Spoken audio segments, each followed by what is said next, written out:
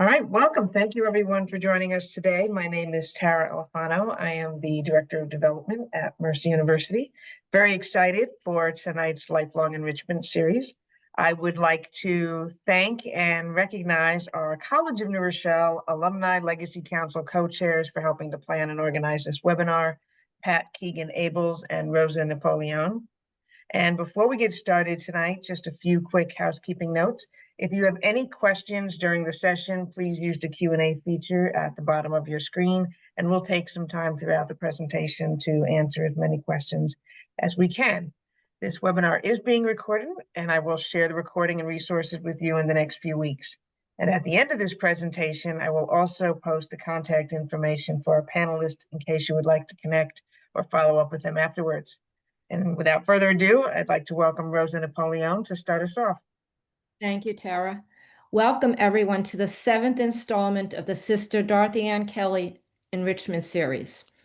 Our beloved Dorothy Ann Kelly, OSU, left her lasting mark on the College of New Rochelle in her roles over the years as professor, dean, and president. Her impact, however, actually extended well beyond the walls of CNR as she distinguished herself as a trailblazer worldwide in the realms of higher education, women's rights, and the Catholic Church. On behalf of the CNR Legacy Council, I would like to thank you all for being here this evening to listen, to learn, and to share.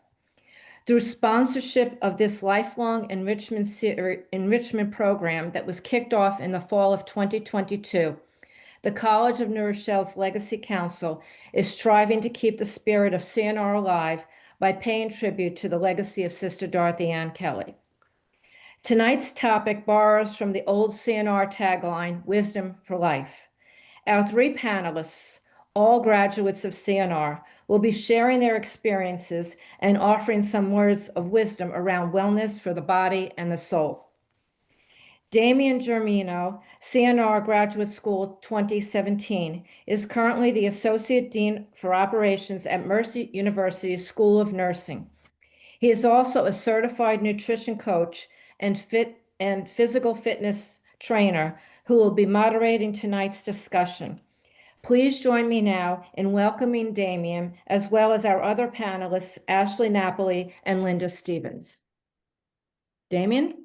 Thank you so much, Rose. I appreciate being here and being among our esteemed panelists. I want to just point out a few things on our panelists, and then we're going to go into a meditation session at first, and then the panelists will get to introduce each of themselves. So first, Ashley Napoli is a CNR graduate of 09, and she's a movement, meditation, and mindfulness mentor. Linda Stevens, a CNR SAS graduate of 90, a women's health specialist, certified nutritionist, and both it's a IFBB, which is International Fitness and Bodybuilding Federation athlete. So thank you both for being here. I'm happy to be one of the panelists, as well as also kind of guide us along here. Ashley, do you mind kind of starting us off with opening meditation? Absolutely. Thank you, everyone, for being here. And I just invite you to find a comfortable seat.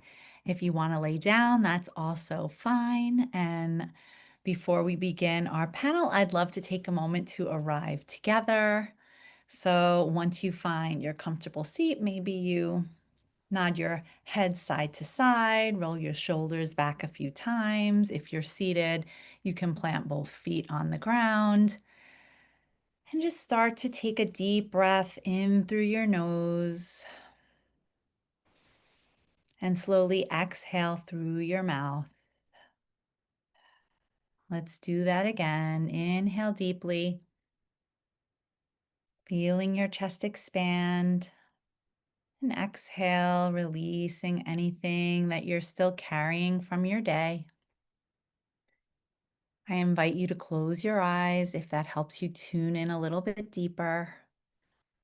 Just taking this next 5 minutes to ground into this space.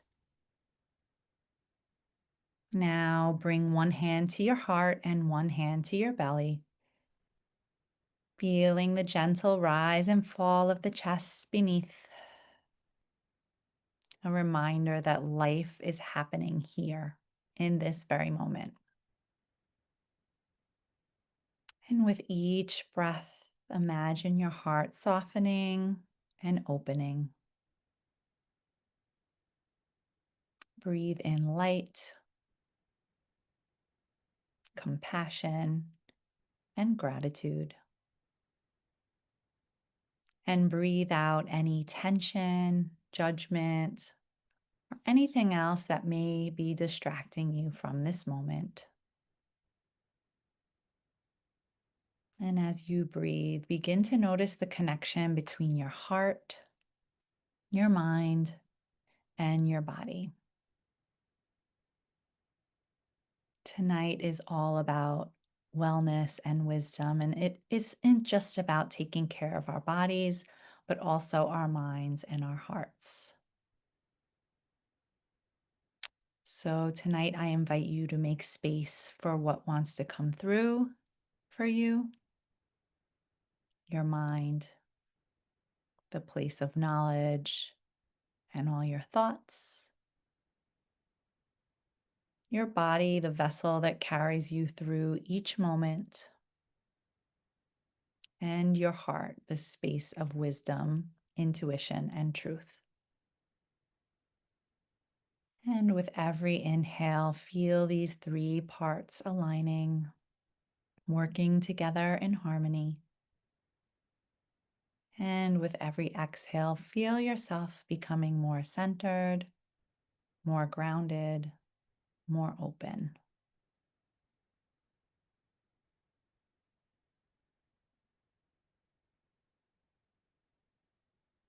Now visualize a soft golden light glowing at your heart center. With each breath, let it expand through your chest, down your arms, across your whole body.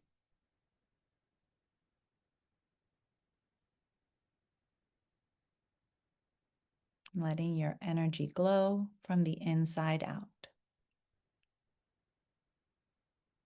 And let it remind you that everything you need, clarity, peace, purpose, already lives within you. Take one more deep breath. And as you exhale, gently open your eyes, returning to the room, present, open-hearted, and ready to receive. Oh, amazing. Relaxed. I could feel my breathing slowing down and my heart rate slowing. It was beautiful. Thank you so much. I appreciate that, Ashley. Um, Perhaps we can start with you just to give a little bit more of a background of how you became who you are, and then we'll go to Linda after that. So, Ashley, tell us a little bit more about you. Yeah, thank you. I am Ashley Napoli. I got my master's in gifted education from CNR in 2009. I think two of my friends are on this call. So, hi, Linda and Laura. And I taught middle and high school English for 18 years before becoming a yoga teacher and embodiment coach. My journey into yoga began at a time when I was struggling with low self-worth and felt like I was stuck in these negative and anxious thought patterns. So, finding my local yoga studio was such a godsend. When I started to show up to my mat more consistently, I started to connect with my body over time. It helped me build a more compassionate relationship with myself, something I'd been avoiding for years. And what began as a physical practice became something so much deeper. It was really the philosophy of yoga and the mindfulness behind the practice that shifted my energy and perspective. And that's what continues to inspire the work I do today. It's helping others connect with themselves through movement, through mindfulness, and self love. So, I mostly work with women in my coaching containers, in group and one-on-one. I help women rediscover their inner strength and reconnect with their bodies so that they can trust themselves and lead from confidence and self-love. Many people think that I have to be flexible to do yoga, but that couldn't be further from the truth. Yoga makes you more flexible the more you do it, but the goal isn't flexibility. So if you're on this call and you're like, I can't do yoga, that's not what tonight is really about, but it's about listening to your body, moving it in a more mindful way to prevent injury, to gain strength, to learn how to breathe properly, and mostly for longevity. I love to say yoga adds years to your life and life to your years. I had been a runner and in the gym for so many years, and nothing transformed my body and my life like yoga did. So we'll talk a little bit about that tonight. And yeah, that's really how I came to the practice. And now I love to share that with my community. And I did it with my students when I was teaching. And that's pretty much my journey up until this point today. Thank you so much. And that kind of resonates with me too. Studying yoga and teaching it, I have very tight hamstrings. So even when I'm teaching, I say I can't go all the way down, but it's okay. Everyone listen to their body and do what's best for you, right? So Yeah. The that's goal great. isn't flexibility, right? It Exactly. comes the more we practice, and a lot of the practice is non-judgment, right? Show up as you are every day, get a little bit better every time, and don't you think the goal is the handstand or, contorting your body. It's really just accepting where you are in this moment, and that's what I love so much about the practice. Thank you so much. Uh, Linda, could you go a little bit more into your background and how you became who you were? Sure, Damien. Thank you tonight too for having me. And I graduated from the College of New Rochelle. I lived on campus and 1990, and my undergraduate degree was in business and economics. So I went off into the financial world after I left CNR, and I worked in New York City and for UBS and Smith Barney and trading and sales. So I did that for a while, and then had my children in my 30s, raised my family. But in my in my I would say probably 38, 40, probably 40s, early 40s, I went back and obtained my personal training certification from the National Academy of Sports Medicine. That's sort of how this reinvention came about. Being a woman that's always lifted weights and always been in the gym over the years, I was a figure skater when I was a kid. I played basketball for CNR. I was on the basketball team. That just clicked into my head, but I remember that. So that was fun. And I was an RA. I think we talked about this last time, in the Angela dorm. So any CNR people on here that lived in Angela. But I got my personal training cert, started working for a friend who owns some corporate gyms here in Southern Connecticut. And after I started doing that for a bit, people started asking me to help them lose weight. And I decided I wanted to go back to school to get more education. So I went back to the University of Bridgeport, got my master's degree in clinical nutrition, graduated at 44. I was also competing as a amateur figure competitor in the bodybuilding world, if anyone on the call is familiar with that. And then turned pro and did all that with 2 little kids in grad school, the whole shebang. But my business as a women's health specialist really evolved when I started entering my own perimenopausal journey. And I know we'll talk about a lot of that tonight. But when I started experiencing my own symptoms, I really took a deep dive into my own health, because no doctor talked to me about any of this that was going to happen. I wish that they would have, but I had female OBGYNs and no one ever mentioned any of this stuff, which is kind of crazy. I'm 57 now, so it's been a bit, but when I really hit my early 50s is when I started experiencing symptoms and did my own deep dive and really decided, hey, other women need to know this stuff. And that's when I built my program, Midlife Mastery, and really focused my niche on the 40, 50 and over woman to help them understand what's going on, how do we navigate it, how do we fix it, so we don't have to kind of feel like we're limping through the second half of our lives. So that's me. Thank you so much. Appreciate it. And I kind of had a similar experience where I want to get involved in fitness and help other people. And so how do I get the certification? I looked at International Sports Science Association was one of them. And I said, I'm going to go for it. And I feel like when you go to the gym and you're kind of know all the different parts, you start to see it differently. You start to see the kind of the nuances of it. So I appreciate you telling us about that. And what I want to do is just kind of do some housekeeping before we jump into the discussion. for anyone that has questions, and you may have some questions now after hearing about their bios and intros, there's on the bottom of the screen a Q&A, and you can put the Q&A questions that you have there. We'll try to answer them out loud, and then when we've completed them, they'll disappear or go to answered. So that's going to be open throughout this evening, so feel free to put anything there. And you should be able to see other questions that people put on. So maybe you're not sure, you have this idea, and then someone else put it up there. You can just give it a thumbs up, and that will also show interest and upvote it to the top.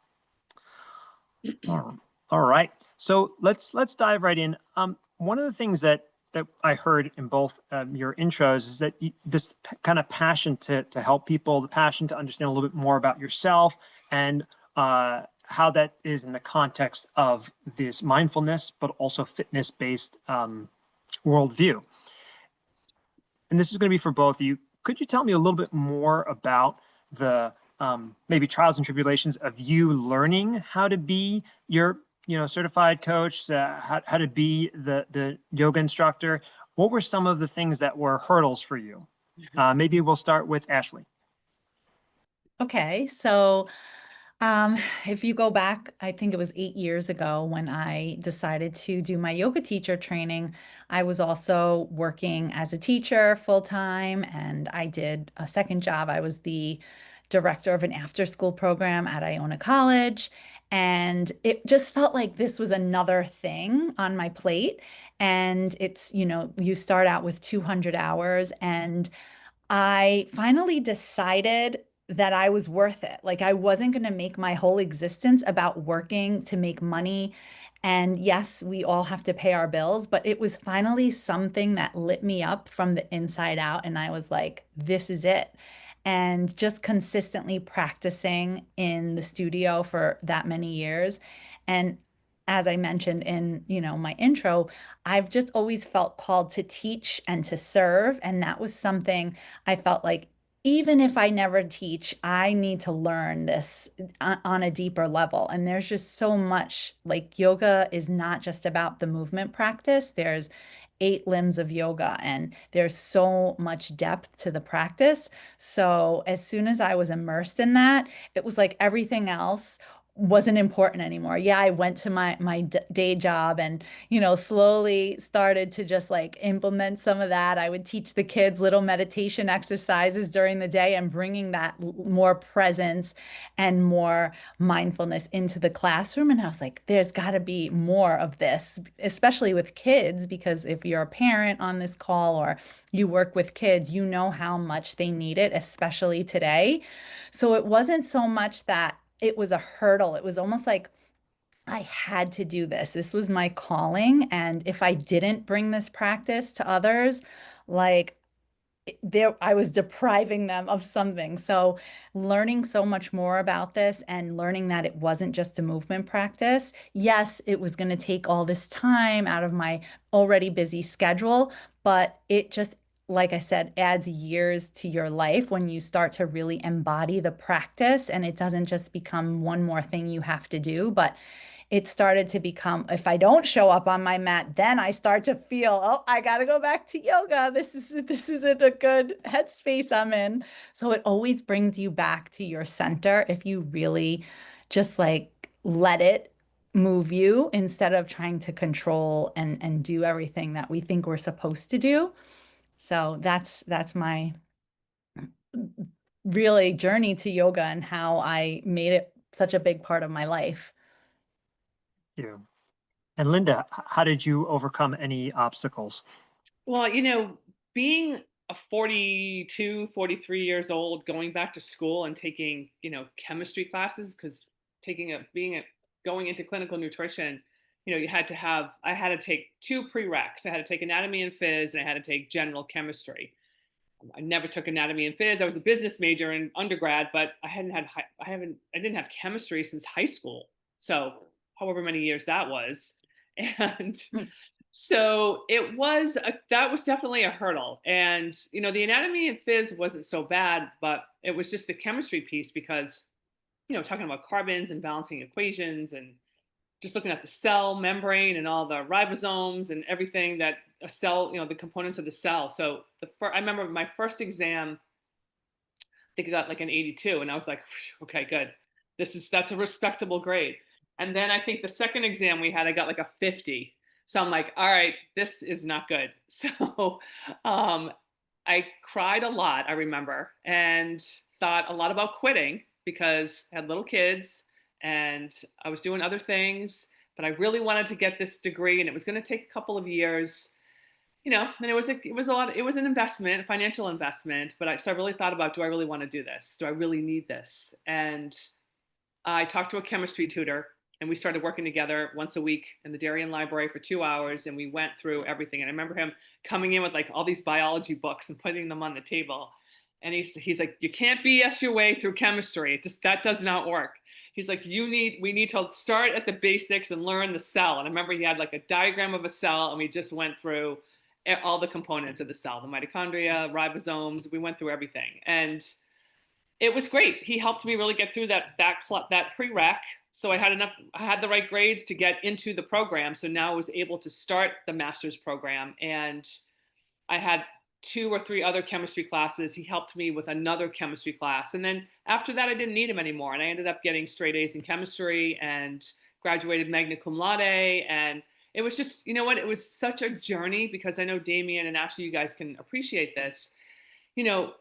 When you set a goal, you're like, yeah, I'm going to do this thing, right? And you're excited, and you're like, let's go. And then, you hit a snag, and you're like, you just think it's going to be a straight trajectory from A to B. Done. Let's get the degree. We're good. And then you kind of like hit a pothole. And then that's really when you get tested to see what you're made of, right? Are you going to quit, or are you going to keep going? And I really did think about quitting. It was definitely an option. And then I just decided, if I really want to do this, I'm going to have to get some help and dig my heels in. And it's not going to be as easy as I thought it might be. So that was definitely a hurdle, but it was so worth it, because having this degree has opened up so many doors. I'm published. I've been in magazines. I've written articles. I wrote a cookbook.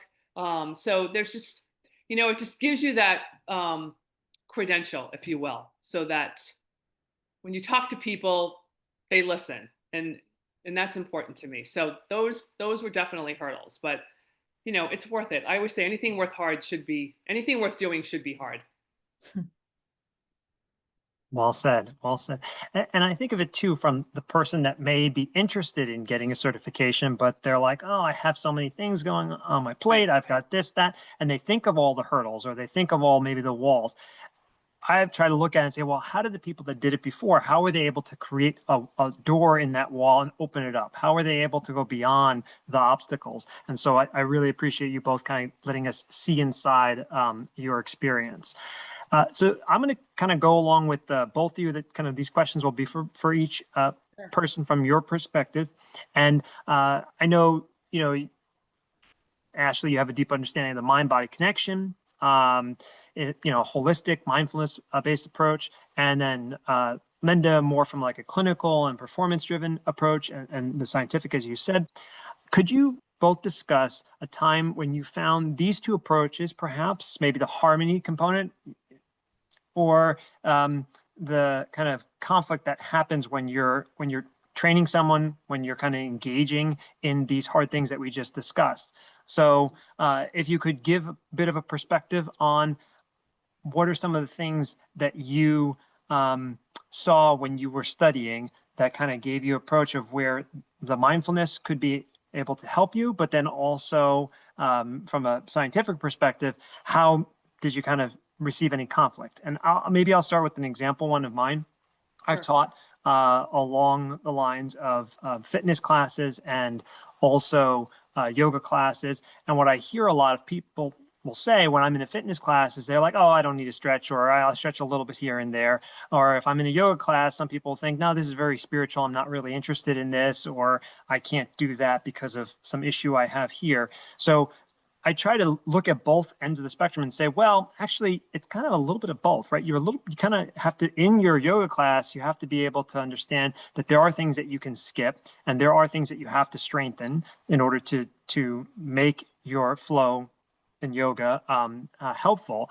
And then for the fitness one, yeah, you know what? There's going to be time in the beginning and the end that you're going to have to stretch. And there's some things that you want to do within your fitness practice to take breathing points.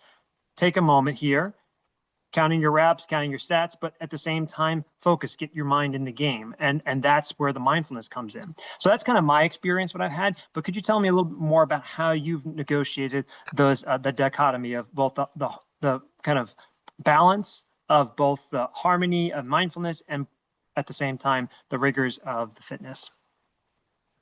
Ash, you want to go? Sure. Well, I just think the hardest part is getting there, right? Whether it's to a yoga class, to the gym, or just to do your morning practice, let's say. Because if you're not going to a yoga class, maybe you're taking your morning to stretch or to journal or to pray or whatever it is that you have in your practice. You can skip it and that'll be fine, right? No one's punishing you. You're an adult and you have free will. But you'll start to see that the more you make it a consistent practice, the more you're able to move through life. I like to say off the mat a little bit more smoothly, with more ease, versus, you start to skip a day here and then that turns into a week and then turns into a month. And by the end of the month, you're stressed, you're overwhelmed, and you feel like crap because maybe you've been eating like crap or maybe you haven't been working out. And then you're like, what's wrong with me? And then you're like, oh, wait, I haven't been consistent with my practice. I haven't been stretching. Whatever it is for you, it doesn't have to be an hour at the gym. If you only have time for a half an hour practice in the morning, if you have kids and you're running out the door to work, maybe you're getting up 10 minutes earlier just to carve out that time and space for yourself. And again, it doesn't have to be a movement practice. It could be a journaling practice. It can be prayer. It has to be prioritized because if you're going through your day on autopilot, it's going to catch up to you and you're going to feel it in the long run. So if you are committing to a practice and you say start at 5 minutes and next week it's 10 minutes and we keep adding on to that, it's better than nothing. So you're starting with, a baseline that helps you to build momentum and build capacity to do more. I've started recently working with older clients who have had health scares and now their doctors are saying, please go to yoga because it's just good for your mind and your body. And they're now so committed. It took getting either diagnosed with cancer or going through something with real physical pain that now they take it seriously. So I always want to be preventative before we get to the point where, you end up in physical therapy and you're out of shape or you're not feeling your best versus, oh, I could have started really small and taking these baby steps to take care of myself. Thank you. Linda? Yes, and I agree with a lot of what Ashley just said. And I just find with women, when I work with clients, male or female, primarily I work with women, but I do have male clients. But, people will come to me for a reason. Most of the time it's, I'm tired, I can't lose this weight, I'm losing muscle, or my doctor told me I have osteoporosis, osteopenia. Like Ashley said, it's people coming because they're trying to now fix something that they've been told. But I would say this, there is mindfulness in what I do as well, working with the whole person through their lifestyle, their food, their movement, their supplements, how do they sleep, how do they hydrate themselves, what are their days like, their stress levels. And it's such an emotional journey for many people. And I've spoken with mostly women, but they'll start to cry when we have like our initial conversation. And it's always very touching because it's such a personal experience when you just don't feel like yourself. And you know that maybe you need to start exercising, you need to stop eating donuts, or you just need to stop drinking soda, or whatever it is, you got to clean some stuff up. It's very hard for people to change behavior because they're settled into how they live. They get up, they rush around in the morning, they grab a coffee and a croissant and they're off to work, or, and then now it's like, okay, we need to do things a little bit differently so that you can start to lose that weight. You can feel better. You can move better. Maybe they're not moving so much because Ashley knows this, their joints ache. They're stiff, they're tight. And a lot of that is nutrition driven many times because they're just not fueling properly. And their body is having a response to that, an inflammatory response. So it is working with them to say, listen, you can do this. You are going to do this. I'm going to guide you through it. I'm not going to throw a whole bunch of instructions at you and expect you to be 100% out of the gate because people get nervous. Like people have said to me, I'm nervous to do this. I'm nervous. So they come into the gym to maybe do a training session. They're like, I'm nervous. I'm like, don't be nervous. I'm like, I'm very nice. Don't worry. You're going to be fine. But it's a big undertaking for a lot of people. And Ashley does this with how she works with her clients. It's making people feel comfortable. And it's like, we're going to go step by step. We're just going to start first with how you eat every day. Let's make a few changes. Let's make sure you're getting enough water every day. Let's start with that. Oh, great. You did that all week. That's a huge win. Right now we're going to add a little bit more to that. Now I want you to start walking every day, 20 minutes. I always tell people 15 minutes down the street, turn around and walk back. And that's your 30-minute walk, and just slowly baby steps, add things in. And it calms down their central nervous system.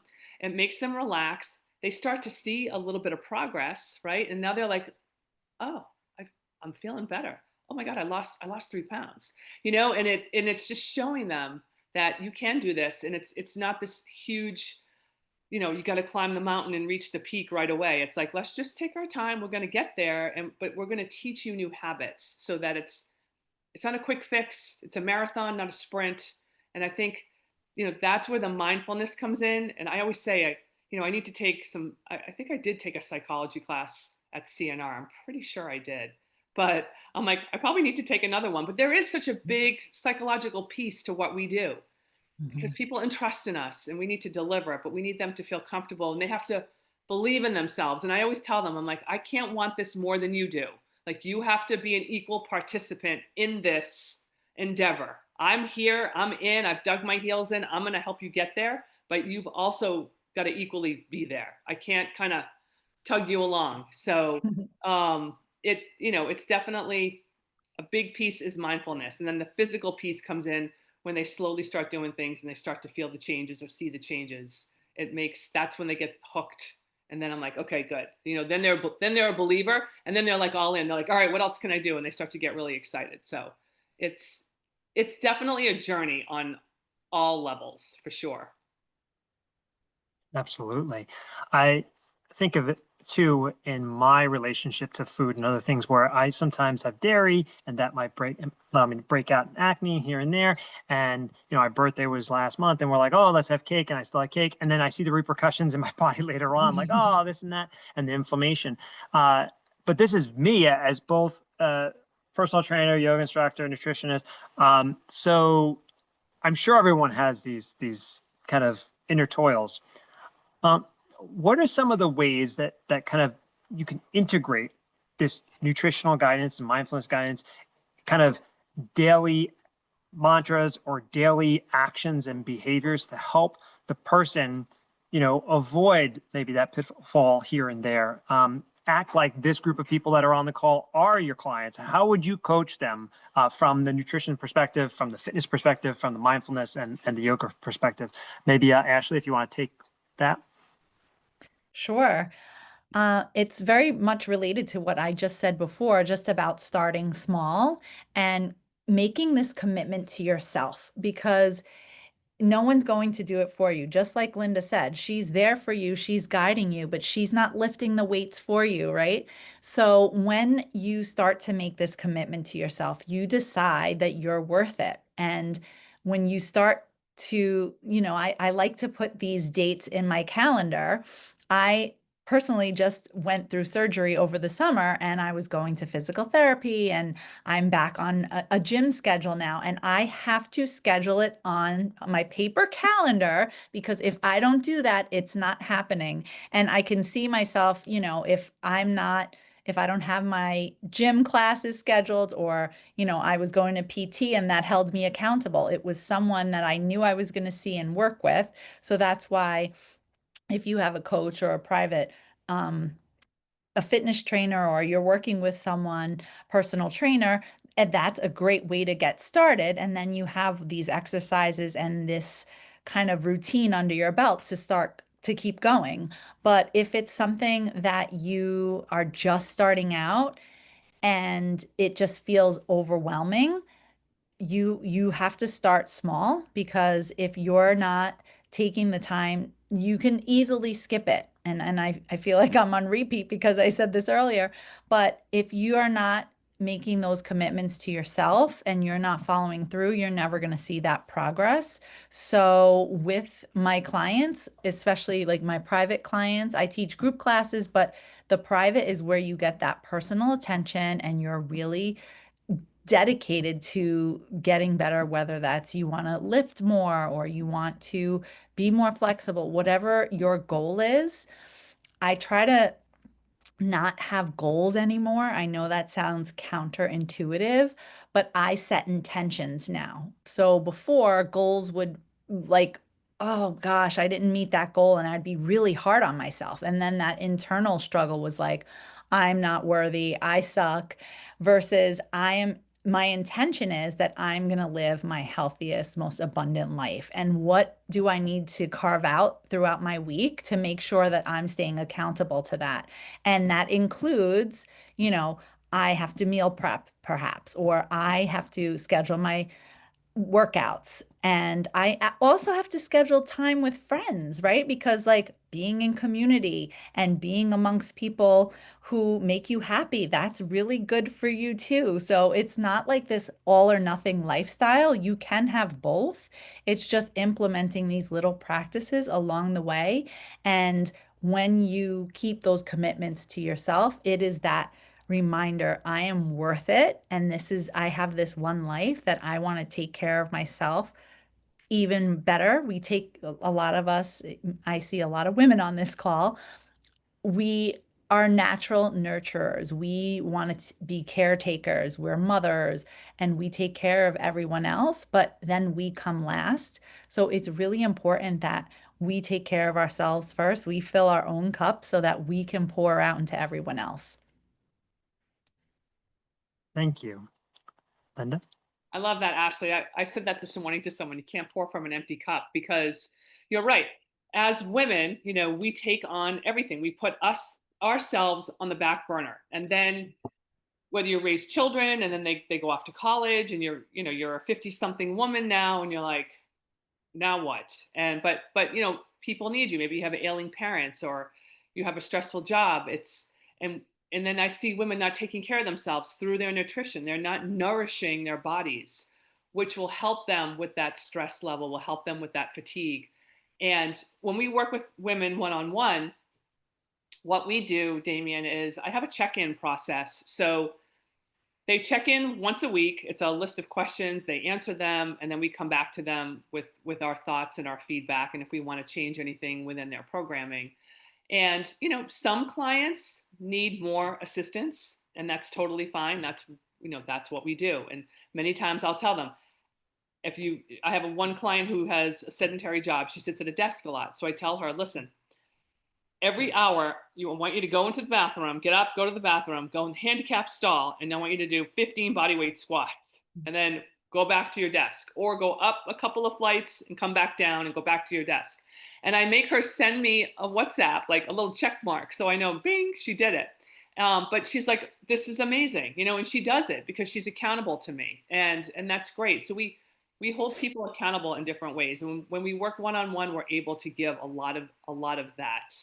And then we also do some group coaching a few times throughout the year where we get a group of women together, 25, 30 women, and we work with them with their nutrition, and we have them in a group together. So they talk to each other and they support each other. And it's like what Ashley was talking about. It builds the community in the sense that we're all in the same boat together. We're all working together, and everybody's got to, share their struggles and how much weight they lost every week or whatever, whatever the challenge is. But it's they need that. Women need that support, that accountability. I know, I need it as well. I have people that coach me in my business. I have a personal trainer I work with once a week. I hired him because I wanted him to put me through a hard leg day. Because sometimes when I'm working out on my own, I'll run into the gym and I know I have like 5 clients I have to answer. So I'm like, all right, go. You know what I mean? And I don't focus enough on what I'm doing. So I'm like, you know what? I'm hiring someone to just put me through a workout. It's my hour. He's racking the weights. He's putting them away. I don't have to do any of that. But the point is that, you know, we all need someone to lean on. So whether it's getting to your yoga class or, you know, looking for a new job, trying to change your body composition, you want to feel better, have more energy, you want to sleep better. It's just finding people that can help you do that, and then, you know, letting them lead the way. And but in doing the work and holding yourself accountable too. But we definitely have ways where we're on top of our clients. I know when they don't do the things they're supposed to do, because I'll message them and be like, I haven't heard from you. It's been a few days. What's going on? I don't like radio silence. Unless they're far away in another country, they either didn't do it yet or. I know. I tell them, I'm like, I see all. It doesn't matter how many clients we have. I know who's doing what. Yeah. And I feel like when you have a coach or a personal trainer, it's so much more than accountability and motivation. It's Right. the coaches that I've had have pushed me beyond what I thought I was capable of. And they were able to see things in me that I didn't see in myself, whether it was business coaching or, you know, my yoga teacher trainer. These people who you're investing in really invest in you. They want to see the best results from working with you. So I think when you have a coach, you're really deciding that that investment is worthwhile, because it's not just something I'm throwing money at a problem, right? I am actually involved in this, and it's going to be life changing because someone else is holding me accountable and holding my hand throughout it. And people like to play it safe because it makes them feel comfortable. And, you know, when a woman comes into the gym to work with us, and, you know, sometimes it's myself or it's my business partner. If it's me, I'll say, go grab the 15-pound dumbbells. And they're like, well, I use 8s at home. I'm like, all right, that's great, but get the 15s, let's go. And then they do it. And they're like, wow, I don't think I'm lifting heavy enough. And I'm like, yeah, you're probably not. That motivation. I'll tell you. So a couple of questions have come in where more like there's a statement here. They just love the way you both focus on how life can be busy, and there's an importance of health, but there's also importance of taking time to focus on the body and the mind, and that's somewhat balanced there. So thank you for the question and the statement. And for maybe it's more of a practical question here. How do you both deal with insurance and working with clients that may or not have the resources to perhaps, pay at a certain package or rate? Like, what are the practicalities of this? If you both can give your perspective on it. Ash, you You want might me as to well keep the flow going. So. Yeah, we'll just go ping pong. Well, I do know that some insurance companies, many people don't even realize that they have preventative care. So they will pay a portion of your gym membership, or they will support. I know mine covers acupuncture. These things that you don't maybe know. So reading the fine print on your statement and seeing what is available to you. And as far as yoga classes, private yoga classes are not cheap. So finding a yoga studio that offers classes for, say, $25 to $30 a class, that is something that maybe is more accessible to people versus starting right off the bat, one-on-one, if that's something that's not available to you right now. But I do think we talked about community and having someone alongside you that's going to do this with you. So maybe it's just grabbing your friend and going for a walk, right? And that's what jumpstarts this journey. And then you can decide what you want to invest in, if it's one-on-one classes versus you want to just go to the gym and start lifting. So you'll see where you are along that journey as you continue to grow if you wanted to work with one of us, I know Linda and I both offer, those 30-minute consult calls that you can, talk to us later and we could figure out something that works great for you. Absolutely. Same here. So I do not take insurance, but what I have done for clients is I print them an invoice and some of them have submitted it to their insurance, like Ashley was mentioning, where they'll reimburse them for some portion of it. But we have different package offerings, and we try to keep it, we try to keep the investment realistic, and we have a lot of different things that we can do for people. So sometimes it's a consult, and there's a fee for not our introductory consult is 30 minutes is always on the house. But if someone wants to really do a deep dive and they just are like, look, can you just give me an outline of how I should eat, how I should move, and give me a general guideline, we can easily do that for a certain price. We do one-on-one coaching, which again is more of our elite bread and butter packaging for a woman that really wants a lot of attention. And then we do offer our groups a few times a year where that's a little bit less of a price point. But, we're always willing to work within people's budgets because, if someone comes to us because they need health, they need health information of some kind, we want to be able to provide that. So I would say whoever posed that question, reach out to Ashley, reach out to me. Let's at least talk about what you're thinking and either try to figure something out and come up with a solution. Right. And your contact information, we'll share it at the end as well. And Okay. this recording will also go out to the group and you'll have your contact along with that. So I think I've gotten to all the questions in the chat, but just keep coming as they go along. If you were to look at maybe both ends of the spectrum, those that might be in their 20s, 30s, that are kind of interested in getting into this, those in their 60s, 70s that want to, pick up a habit of exercise or nutrition or meditation, what on the ends of the spectrum of life would you kind of give advice to those clients? So maybe 20, 30s and then 60s, 70s. How would you kind of talk to them about ways to start? Maybe You can Ashley, we'll start start with this you one. and then. Okay. Yeah. I think it's different, like you said, for all ages. I think if you're saying 20s, graduating college or just starting a job, I really think that you have to find something that's fun first.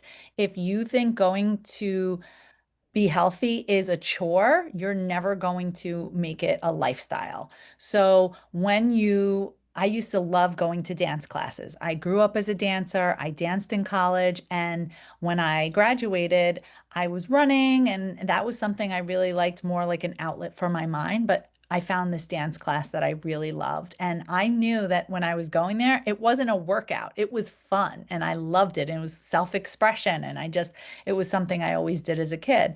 As I got into my 30s, life got a little harder. I had a daughter and I wasn't really working out that first year postpartum, but I found ways to I really started to love walking, right? And that was another way I had to slowly ease myself back into being mobile, and I wasn't going to be running anymore. I was walking a ton, and then I would do a lot of things at home in the time frame that I had. And whether I think that was during COVID, so there was like a lot of Zoom yoga going on at the time. But as I mentioned earlier, now, like as people get older, and Linda will speak to this for sure, lifting weights. And as women especially, we need to lift heavier. I'm not in that stage yet where I'm lifting heavy, but I'm going to So be Ash, seeing Linda soon. you get me. I'll do some yoga with you, and you come into the gym, and I'll put you through a workout. How's that? Perfect. I love that. But even some of my older clients in their 60s doing yoga for the first time, I have worked with some of them for now a year, and I've seen so much progress where they couldn't do a squat before, and now simple modifications of poses. This is why one-on-one is really good, because you give that individualized attention. They're up and down squatting, like they are in such amazing shape. And not to make it about, vanity and what we look at. like, but it's that longevity piece and feeling really good in your body. So if you find something that you like, stick with it, and you might outgrow that. You might say, you know, I used to love going to this spin class, but now I don't really like it anymore. My hips are too tight and I don't like biking. I want to try something else. So the main thing is trying to find something you enjoy and just stepping it up a little. Maybe you started out with a 1 mile walk and now you're adding 2 miles or whatever it is, adding maybe 4 or 5 pound weights or 3 pound weights as you're walking. And again, it really comes back to making it work for you, or else it's just going to repel you. You're not going to want to do it if it feels uncomfortable, if it's inconvenient, if you have to drive 25, 30 minutes to get there. So small steps, baby steps. Yeah, that's awesome, Ashley. And I would say, Damien, for a younger woman, like 20s, 30s, I come at it from a different perspective, and like you have to be in the gym lifting weights, and the sooner you start, the better. And if you start in your 20s and 30s, you know you're building muscle, you're building bone density, and that's gonna carry on through the years because we start losing bone in our 30s as women, and if you're not doing things to counteract that, you're going to get to the perimenopause, menopausal years, and you're going to have some problems. Why? Because you haven't been building muscle over the years. Maybe you've been more sedentary, you know, whatever your lifestyle is, you just didn't have the chance, you don't like it. But I work with a lot of women who come to me in their 50s, and it can be done because they're doing it, but it's harder. You know, it's like, okay, now we gotta get you in the gym. I always say like a minimum of 3 times a week. You could get away with 2, but I really like 3 is a sweet spot. If you can get into the gym, and it doesn't have to be hours in the gym, but if you can get 30 minutes in of some weight training, machines if you want to, dumbbells, a combination. You can use bands. There's a lot of different ways you can do things to just kind of build the strength up and build the conditioning. But the sooner you start lifting weights, I mean, the better off you're going to be with as each decade comes. But for a woman in her 50s, 60s, 70s, I mean, you can start lifting weights at any age, right? And I highly recommend it because now you're building that bone integrity. Even if you're in your 70s, you're still making a difference. And one of the key things too is they've done a lot of studies on creatine and giving creatine to people that are in like 60s, 70s, and 80s, and having a group where they do weight training on creatine, and the other group doesn't use creatine and they strength train, and they have another group that doesn't do anything. But they see that the group of older people that have used the creatine and have done some kind of strength training have definitely built muscle tissue. And it's pretty amazing. And you don't have to become a bodybuilder. You ladies, if you pick up 20-pound dumbbells, you will not become a bodybuilder. That's not going to happen. I think it's one of the biggest myths you hear over and over and over again. Women will say, I don't want to get too bulky. And I'm like, you won't get too bulky. Trust me. I've been building muscle for years. If it were that easy, it wouldn't have taken me so long. But ladies on the call listening, like, get the heavy dumbbells in your hand, because now you're stressing the bone and you're forcing it to be stronger. You know, you're stressing the muscle and you're forcing the muscle to come to repair back stronger. The muscle pulls on the bone. Like, it's just a great synergistic relationship. And the more muscle you have, the more calories you burn. So now you start to see your body changing, and it's great for the benefits just go on and on and on. So I would say start lifting weights as young as you can and keep going. And if you haven't, and you're 60 something or 70 something or 40 something, whatever it is, start now. It's never, ever too late. You start at your level, and maybe you get a personal trainer, someone that can show you the ropes so you don't feel uncomfortable or intimidated when you go into the gym. But it really is one of the best things that you can do. And then you incorporate some yoga and mobility work like Ashley does, and do the Zumba class or do the dance class. But it all works out. There's 7 days in a week, so you can get a lot of stuff done. Thank you. And I'm going to, like I said, as questions come in, I'm going to try to field them back and forth. So we have a question here from Rosacilla, and forgive me if I mispronounce your name. They're wondering about how maybe outreach to schools, working with teachers, or if you know someone that does that as well, perhaps you both could tell me a little bit more and her about that.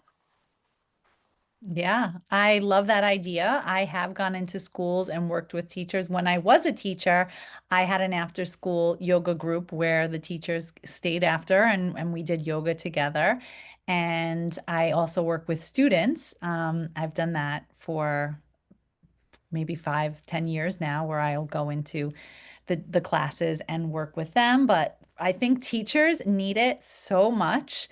We are so stressed out and we have a lot on our plate. So I think that is such a great thing that you brought up. And if you work in a school, please contact me. I'd love to come and do a yoga class for the teachers.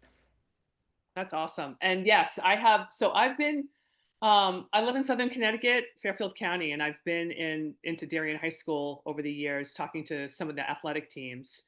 And when my daughter was there, she was playing volleyball. I went in to talk to the athletes, to the students about fueling properly before a game, after a game, because, they all kind of eat garbage and they're not really paying attention to their nutrition. And the coach wants to get the maximum output from their players. So I've definitely talked to athletes. I do a lot of nutrition presentations, Zooms, podcasts, speaking in person. So I would always welcome the opportunity to speak to teachers, to speak to students. It's definitely something that I have done, that I love to do, that I would definitely do more of. So, reach out to both of us if you prefer one or the other or both, but definitely happy to do that. Nowadays, social media has been kind of at the fingertips of all students, and I'm I know. sure that they're looking at, ideals that may be good to strive for, but then others that may be unrealistic or even AI generated, right? I know. So if you could tell us a little bit more about how that might come into how you're working with your clients, if there is anything that you say, well, this is not this is actually not something to go for, or this is something that may be a route to take. If you can give your perspectives on that, that would be helpful. Ashley, we'll just do there. Polly. Sure. I think there's so much information today and so much misinformation that you can, read something and take it like that is what I should be doing, but everybody's body is different and you have to know yourself and know what you can take. And that comes to diet too, right? A diet that works for Linda might not work for me. And there's just, you have to do trial and error and see. But the piece about, AI generated photos of people or videos and the message that it's sending to especially young women to be a certain size. And we went through kind of like a body positivity movement, and there's still so much work to do on that because that's really where I worked with a lot of young girls. When I worked with adolescents, it was about loving yourself from the inside out. And when we take care of ourselves and we take care of our bodies, that is a form of self-love. But when we start comparing, and I'm really passionate about this, when, young girls are on social media all the time looking at things that are filtered, or they have to look a certain way, and that comes with a whole bunch of other things like eating disorders, and how it's just there's so much to that I can say, maybe not on this call, but I really do believe that we have to, as parents, as teachers, really instill into our kids, our students, like a healthy lifestyle doesn't mean you have to be a certain size, right? It really means that you take care of yourself, you nourish yourself with good food. And there's so much mixed messaging on social media, and just how stagnant people have been because we're all on our phones so much now. And you can stay on your couch scrolling for hours, but you won't go out and take a walk, things like that. I think the messaging needs to be really focused on, there aren't any quick fixes. You really have to start by taking care of your mind, and knowing like that movement when you're out working out, that's going to really bring endorphins and you're going to feel better, right? Versus I feel like crap because I've just been sitting around doing nothing. So there's just so much to say on that topic, but I really believe that it's really what we feed our brain, and knowing what we consume and having limits and boundaries with social media and what kind of like health influencers are really teaching us, and being discerning about that. Yeah, that's a great point. And I think also too, from the perspective of all the different types of diets out there that people are doing, like, I did keto and lost 50 pounds, or I did this, or I'm using a GLP-1, or I'm, lots of different supplements. There's methylene blue was a big one for a little while. Everybody was really talking about that. And then it's NAD, NAD supplements, and just there's a lot of different stuff out there. And not that any of it's necessarily bad, but people get confused. It's like drinking from a fire hose. There's so much information, and people are like, I still don't know what to do. Like, there's a lot of talk. It's great now. There's a lot of talk about women's health. There's a lot of talk about menopause. It's awesome, and I love it. We've got Mary Claire Haver and Stacey Sims and Dr. Vonda Wright and Dr. Sarah Gottfried, and there's the list goes on, and they're all very qualified women. And I listen to many of them. I've met many of them in person, and it's great. But women will still come and say, okay, well, I still have no idea how much protein I should be eating, and I don't even know what should I be doing in the gym. So it's like there's still so much information, but people are like, I need someone to break it down. And that's where, where we are in our sweet spot. Like, come to us. We're going to break it down for you in chunks and help you understand every little piece of it. And it, like, again, it's calming, but there is a lot of information out there. So you just have to, it's like buyer beware. You really have to just do your own research, look around, ask people, try to find people that seem credible, that, if you have a friend that's working with a doctor or a trainer in a gym, granted, it's a little beyond their scope to talk about nutrition and supplementation if they don't have some kind of a certification, but there's ways to find things out and ask people questions before last thing you want to do is just buy a supplement that you saw on the internet and start taking it, and you don't really know what it's going to do or if you're going to have a reaction to it. So I always say, like, just do your homework, read. The other thing is, my son actually sent me a product the other night. He's 24, and he's like, Mom, how can I want to build more muscle, and how do I build faster? Like, what supplements can I take? And I'm like, Alec, you're 24, you've got full testosterone. Just eat a lot of food and lift heavy weights. That's it. And, when he sends me supplements, and I'm like, send me the back of the label. And I look at it, and I'm like, did you even look at the other ingredients? It was like red dye number 40, blue number whatever, yellow number whatever. I'm like, garbage. Do not take that. And he's like, all right. I'm like, you have to, it's like, not everything is, you're going to look at something and be like, this is going to make me lose all that weight. I don't have to do anything else. Just take this supplement. Or so, try to find people like that are trustworthy, like Ashley, myself, Damien, other people that a friend maybe that's getting great results with someone they're working with, and try to get the right information, because there's a lot of good information out there for sure. There's a lot of garbage too, so you just don't want to waste your money on stuff. They put you on that subscribe, and then you're getting bottles every month, and you're spending all this money, and it's like people aren't even taking the stuff, so it's there are some really good supplements that you can use. Like, everybody should be using creatine. That's just I totally believe that every woman should be taking a teaspoon of creatine every day, not only for the muscle benefits, but the cognitive health benefits now that they're saying that it helps us with.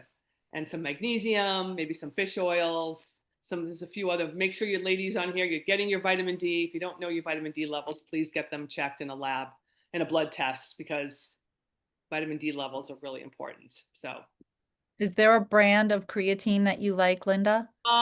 Yes, I would say all you need is a creatine monohydrate. You don't need to buy a fancy one that's got lots of stuff on it and it's really expensive. A simple creatine monohydrate. It's a white powder. It doesn't have any flavor. You can buy capsules or tablets too if you prefer, if you want to just swallow them. But you can go, if you go online, some of the good brands are like Now brand, NOW. You can use Now. There's Thorn. There's Pure Encapsulation. I think Now. I have a big tub of Now in my cabinet. It's a good bang for the buck, and you can get that on Amazon. You can also go to the Vitamin Shop. I buy their sometimes they have buy one get one, and I'll buy like their creatine, their Body Tech. It's just, and I'll buy two and get two, and it's just 1 teaspoon in a protein shake. You can mix it in yogurt. You can mix it in a little bit of water and just drink it. It has no flavor, but it definitely has a lot of good benefits for women. So, And should women still be taking a multivitamin? I'm a fan of taking a multivitamin. It just depends on which. I would say, your one-a-days and your Centrums, forget it. They don't do anything. You take it, it goes in and it goes out.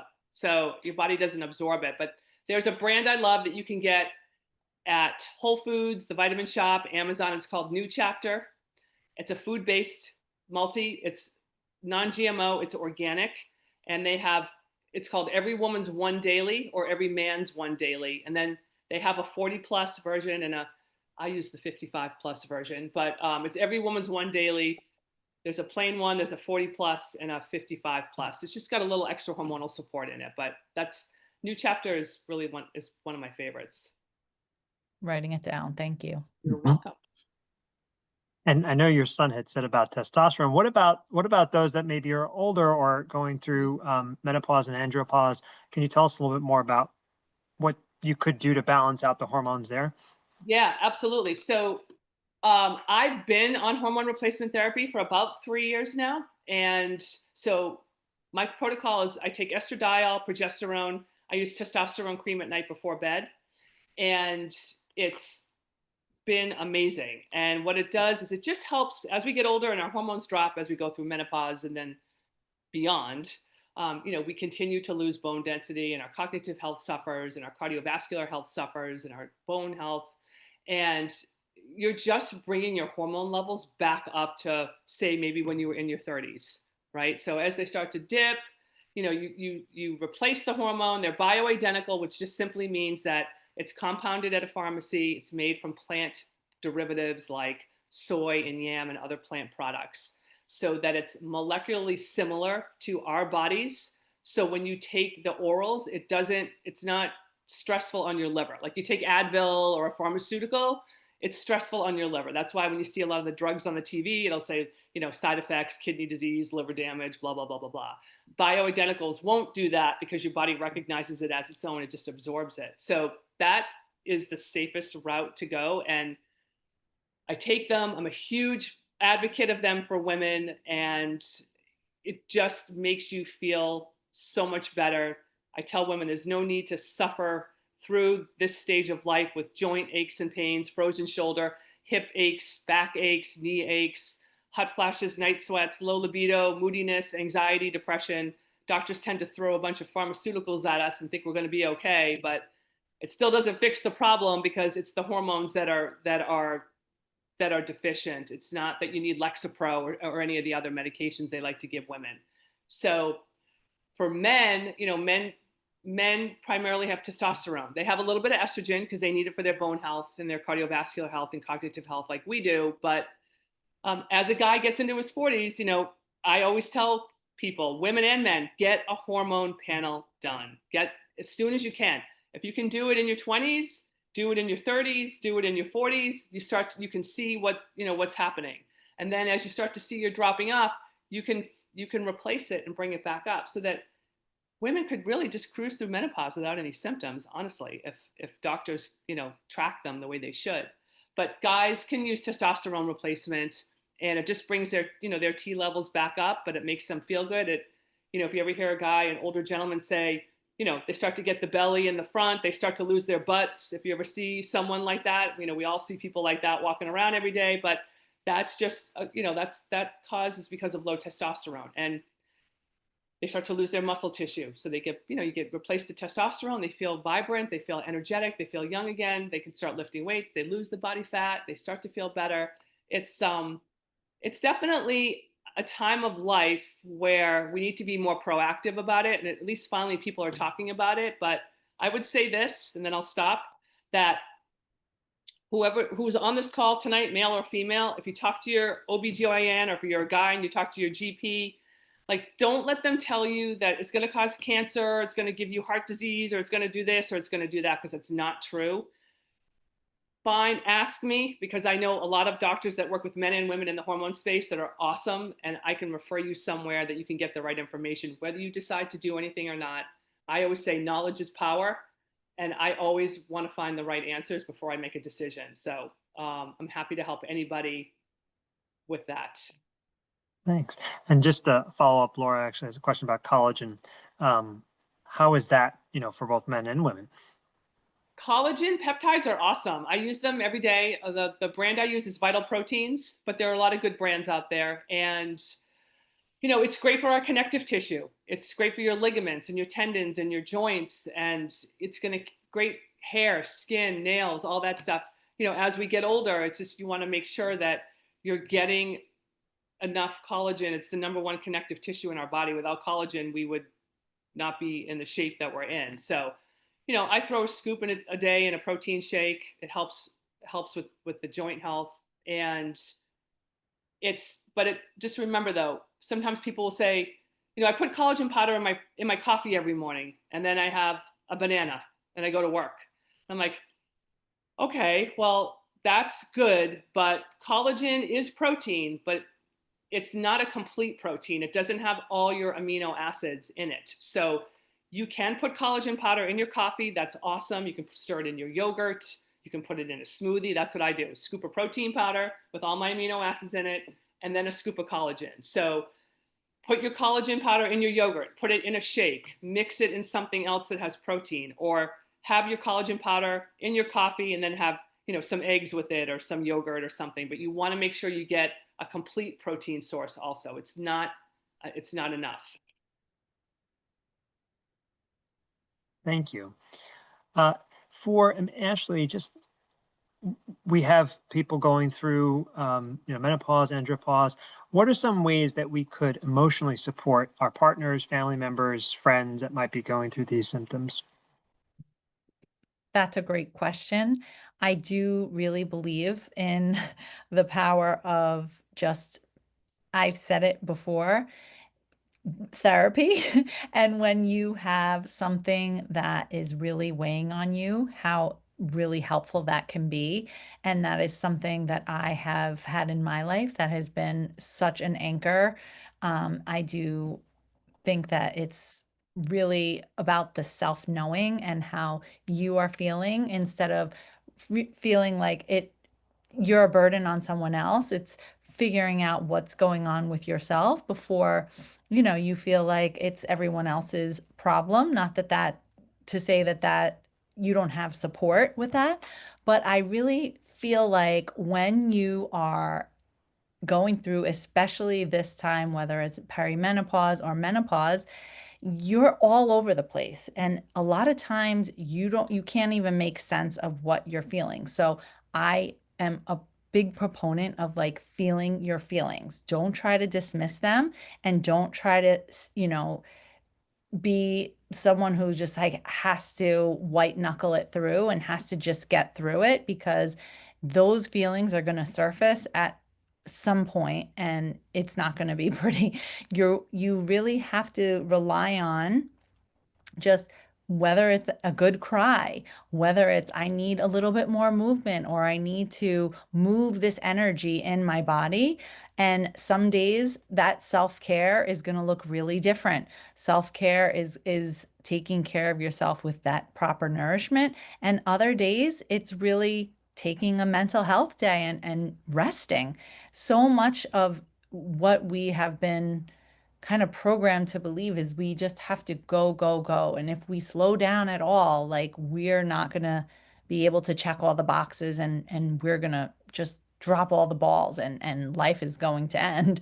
That is not true. I went from a very, very hustle mentality, very busy lifestyle, and that just really didn't work for me anymore. When I decided that I needed to take a break from teaching, it was because I'm a single parent. I, have this business on the side that I want to build. And I'm just constantly on autopilot, going to drop my kid off, pick them up, rushing, rushing, rushing. And I didn't have that space for myself. So it really became like more of a mental health thing that I was like, this isn't working for me anymore. And I need to come back to my practices. And even some days those don't work. I can't yoga my way out of a really tough day. Yes, it does help. And other times, it's the realness of life sets in, and there are so many stressors. But I know Linda could talk about this when it comes to, what we're consuming, environmental things that add to that. So, yes, can we eat all the right foods and take all the right supplements, work out, take care of ourselves, and still have a shitty day? Excuse my French. Yes, that happens. And we have to let ourselves have that, right? We cannot use these wellness exercises as a bypassing. We have to feel all our feelings and love ourselves anyway. And this is something I say all the time to my clients, especially women who are navigating starting businesses and like big life transitions. We have to go through this. My brand is Living Lotus Yoga, and the lotus is this only flower that has to immerse itself in mud to grow more beautifully. So, like, we have to go through the mud to bloom and to become our best selves, right? We don't grow, we don't evolve without that hardship. So, being kind to yourself, being compassionate, and giving yourself a break once in a while, that it's okay to have this heavy feeling. It's not going to last forever. Another thing in yoga is impermanence, right? Nothing is permanent. So that's my take on that. Thank you so much. Really resonates. I do want to point out a statement. Regina, who's a nurse practitioner, midwife, and menopause specialist, had mentioned about the FDA has approved bioidentical hormone therapy that's easily available. However, the caveat with testosterone for women is that it's not FDA approved. And some providers use androgel, but they tell women to take about a tenth of that male dose. But it's almost kind of impossible to measure. So she's just saying, to be mindful of that, and kind of just putting out a statement just to make sure everyone's aware. Yeah, no, that's great. I appreciate those comments, Regina. And yes, there absolutely are bioidentical hormones that can be covered by insurance. You just, you have to find the right doctor, because not all of them are still willing to talk about it or prescribe it. But yes, there's many different ways of delivery. There's creams, there's patches, there's orals, there's gels. And she's absolutely correct about testosterone. It's unfortunate because at one point they were, women were able to use testosterone, and then they took it off for women because they were using it for libido. And they're like, well, that's not a good enough reason. So they stopped recommending it for women. But if you're with the right doctor that knows how to dose, you don't want to just get something and kind of guess and use a tenth of it. I mean, what is a tenth? Like, you want to make sure that you're with a doctor that really understands, that does this every day, that is a hormone replacement therapy doctor that deals in this stuff, knows it, understands it, has studied it, because not all doctors study it. They don't understand it.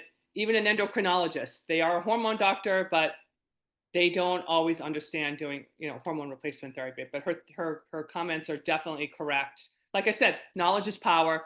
Ask questions, talk to doctors, ask them the right questions, and you can sort of tell by how they answer you and the information that you get back, where they're at. So, it's just important. It's definitely something I think all women should be asking about, opening up the conversation with their doctor. The doctor should open the conversation first.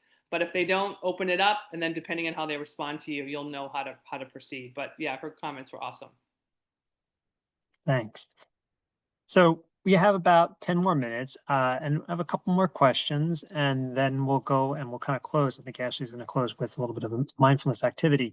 But, I heard a little bit about self-love, listening to your inner wisdom.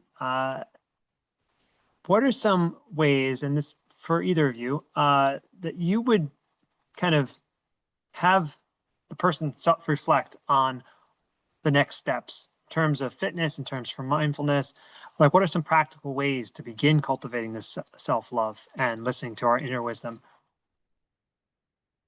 Maybe Ashley, you want to start that one? Sure. So everything that I teach and even in my coaching containers, it's really about self-discovery first and learning a little bit more about yourself. So a lot of women around midlife in their 40s start to realize maybe this just isn't it. The way that I've been doing things, it's not the way that I want to do it anymore. So we start to have this somewhat of a spiritual awakening, and we realize that we don't want to do it that way anymore. And that is something that you can ignore, and you could just continue to go through the motions and go through life, and that's not bad, right? There's nothing wrong with that. But it's really about starting to notice things in yourself little by little. Well, if you do have something that you're really excited about, or like I said, work with a lot of women in transitions in their life. They're looking for more fulfillment. They want to do life on their own terms. It's really scary to take a leap. So when you're being coached, someone's holding you through this, it feels a little less overwhelming. It's more realistic than we can even see because our mind will try to keep us small and safe. And this is because many of us were wired for survival mode or we grew up with scarcity. But the truth is, we just need one other person to believe in us to remind us of why we started in the first place. And as I mentioned, with coaching, it's really about showing you the gifts that you don't even see within yourself.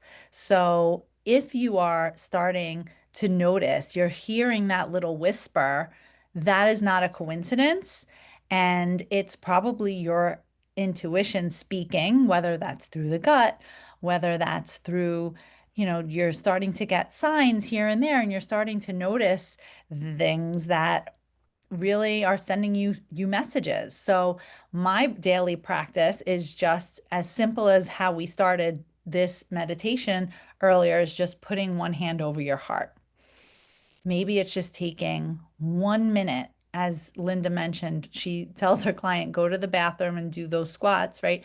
This is just get up from your desk, take a walk to another room, close your eyes, breathe for a few minutes, and start to just listen, right? And sometimes, especially in the beginning, it's going to feel a little bit like, what am I doing? What is this? What is this practice? I don't feel anything. But the more you tune in, the quieter you get, the more you stop listening to like everything around you and start tuning into yourself. And again, that comes with a consistent practice. It's not just going to drop in one day, right? You have to commit to a practice of just, I'm spending 1 minute of breath work, whether that's in the quiet of your own home, whether that's on a walk. So when you are starting this, inner wisdom is about listening. It's not about, I need to go seek it out somewhere else. It's really found within.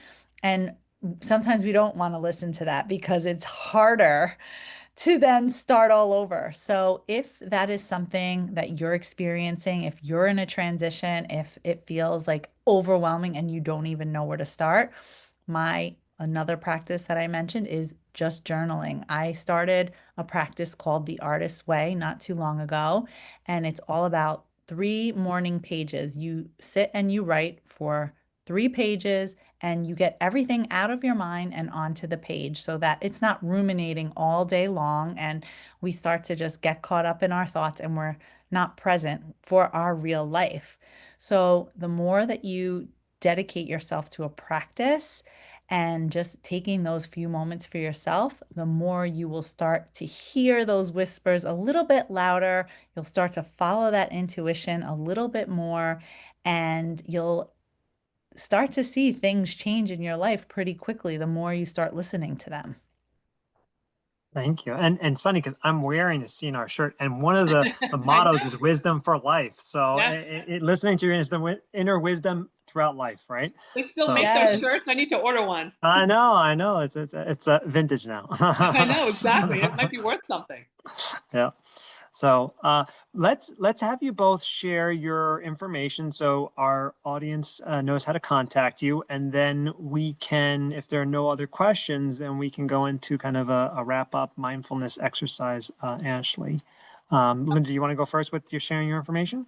Sure. And I just want to add one quick thing too to Ashley's answer is even people like just getting started. I would say even younger people, if you have young kids and you're a young mom, I always tell my clients, your kids will absorb everything that you're doing, right? They're going to see everything you're doing. And if they see mom always taking care of herself throughout the years, they're going to adopt those habits. They're probably going to want to be in the basement working out with you. And then they might, Love it. they might, my daughter, both of my kids lift weights. They love it. They're like, Mom, this is because of you. So like, I always say, if you're a young mom and you're not sure how to get started, think about that because your kids will imitate everything you do, how you eat, what you do, how you move. And then I would even say something as a 57-year-old woman, I always think about how do I want to age? How do I want to arrive? 60 is not that far away, but how do I want to arrive at 60 or 65? How do I want to arrive at 70, 75, 80, 85? That's what keeps my mindset in the right place because I know that even if I don't feel like getting into the gym and doing the weight workout, I'm like, I need to get that done because that's going to add value in years to my life with each year that passes. So just, keep those thoughts in your head too, as far as whether you're younger and you want to show your kids how to do things so they don't struggle with some things as they get older. Or if you are a woman in late 40s, 50s and over, it's not too late. Think about that. How do you want to age? Do you always want to do you want someone to help you have to walk when you're in your 80s, or do you want to be able to do it on your own kind of thing? So I think about that a lot. That's what fires me to keep doing what I'm doing. I would say the best way to reach me is, anyone listening to this call, whether live or recorded, I'm happy to have a 30-minute complimentary chat with you if you want to do it. You can go right to my website, which I think is listed here. It's Linda M. Stevens with a PH, lindamstevens.com. My little calendar will pop up in the corner and you can schedule your call with me there. You can also go right to my Instagram, which is Linda Stevens Fit, F-I-T. Follow me on Instagram, ladies and gentlemen. I constantly am posting updated information and, you'll find it really, really helpful. So either my website or my Instagram. Thank you. Ashley? Yeah, so you can see my email there at ashley@ashleynapoli.com and my website. And on Instagram, it's Ashley Napoli Yoga. So that's where you can find me. Right. And if there are any questions for me, my email right there at Mercy. Feel free to reach out. Ashley, would you like to spend the last couple of minutes just kind of winding us down? Yes, I will. So we're going to kind of end the same way we started. And now that we've gained so much wisdom and insight tonight, let's take a moment to seal it with intention. So close your eyes if that feels comfortable and take a slow, deep breath in. And exhale, letting everything settle. I want you to think about something that resonated for you this evening. Maybe a new perspective, a reminder, or a small action you'd like to bring into your daily life. Even one small step in the direction of better health and happiness can make a meaningful difference. What's your takeaway? What intention do you want to set moving forward? And if nothing comes right away, that's perfectly fine. Give yourself time to reflect, maybe journal later or jot down what stood out to you. And for now, we'll close with a few simple I am statements or mantras that will anchor you into the energy of possibility and presence. So repeat these silently or out loud if you wish. I am grounded in my body and open in my heart. I am grateful for the wisdom that guides me each day. I am aligned with health, balance, and peace. And I am exactly where I need to be on my journey. Let those really sink into your whole being. And take one last deep breath in. And as you exhale, feel your intention take root within you. This is a seed of wisdom you can continue to nurture long after tonight. So thank you. When you're ready, you can gently open your eyes.